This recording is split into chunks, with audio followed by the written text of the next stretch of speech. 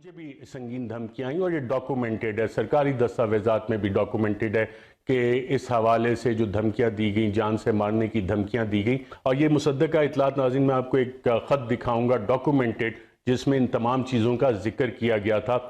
وہ تھوڑی دیر میں آپ کو بتاتا ہوں۔ لیکن آج شہباز شریف اور بلاول بھٹو کی مخلوط حکومت کے دور میں پبلکلی تو چیخیں صحافیوں پہ ظلم نہیں ہو رہا، جو چیخیں پبلکلی سنی جاتی تھیں وہ ان حکومت خانوں سے وہ چیخیں آتی ہیں جب ٹارچر کیا جاتا ہے، اور یہ آج کے دور میں ہو رہا ہے۔ اس بلاول بھٹو کی سندھ حکومت میں بھی یہ کام ہوا جو کہ ہیومن رائٹس کمیٹی میں ماضی میں تو بڑی صحافیوں کے خلاف ایکشن لیتے تھے، لیکن آج بالکل خاموش ہیں اس ظلم اور زیادتی میں۔ شاید شریک جرم ہوں گے اور انہیں سب چیزوں کا پتہ ہے کہ یہ کیا ہو رہا ہے کہ نوجوان صحافی جمیل فاروقی، ان کو جس طرح سے گرفتار کیا گیا اور انہیں تشدد کا نشانہ بنایا گیا، انہیں برہنہ کر کے تشدد کا نشانہ بنایا گیا، ان کے جسم پہ یہ نشانات موجود تھے جب وہ باہر آئے اور اسلام آباد انہیں ٹرانسپورٹ کیا جا رہا تھا۔ اور اس کا قصور کیا ہے جمیل فاروقی کا؟ جمیل فاروقی کا ناظرین قصور یہ ہے کہ وہ عام پاکستانی کی بات کرتا ہے، عام پاکستانی کے حقوق کی بات کرتا ہے، وہ سوال کرتا ہے، ایک عام پاکستانی کی طرح سوال کرتا ہے ان طاقتور حلقوں سے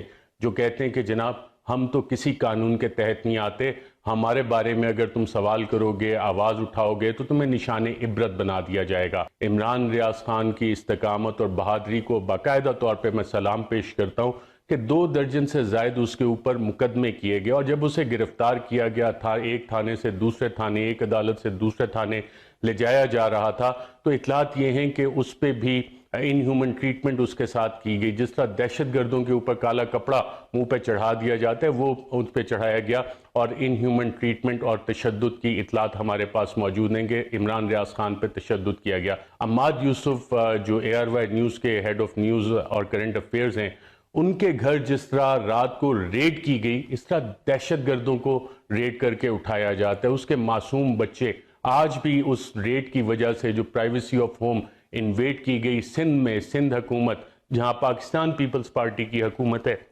بلاول بھٹو زرداری کی پیپلز پارٹی کی حکومت ہے، وہاں سے عماد یوسف کو رات کو اٹھایا گیا، مڈ نائٹ ریڈ کر کے اٹھایا گیا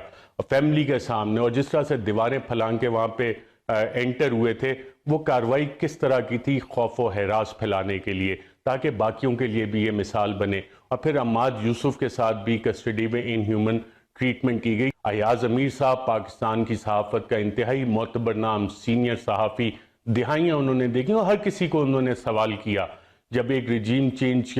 کے حوالے سے انہوں نے بات کی اور ایک سیمینار میں شرکت کی جس میں عمران خان بھی موجود تھے، تو انہوں نے کافی ساری ایسے باتیں کیں کہ جس سے چند طاقتور حلقے انتہائی شدید برہم ہوئے، اور اس کے اگلے روز ہی جب وہ ٹی وی پروگرام اپنا ختم کر کے دنیا ٹی وی سے جا رہے تھے تو ان پہ حملہ کیا گیا، سمیع ابراہیم صاحب پہ حملہ کیا گیا، اور سمیع ابراہیم کے حوالے سے آج بھی چند لوگوں کی خواہش ہے کہ انہیں ابھی تک سبق نہیں آیا، مزید سبق سکھانا ہے۔ صابر شاکر کو ملک چھوڑنا پڑا، سنگین دھمکیاں انہیں دی۔ مجھے بھی سنگین دھمکیاں آئیں اور یہ ڈاکومنٹڈ ہے، سرکاری دستاویزات میں بھی ڈاکومنٹڈ ہے کہ اس حوالے سے جو دھمکیاں دی گئیں، جان سے مارنے کی دھمکیاں دی گئیں، اس حد تک یہ لوگ کاروائیاں کر رہے ہیں، اور قصور کیا ہے؟ صرف بولتے ہیں۔ خاور گھمن جو ARY کے بیورو چیف ہیں اسلام آباد کے، ان کے اوپر بھی مقدمہ کر دیا گیا۔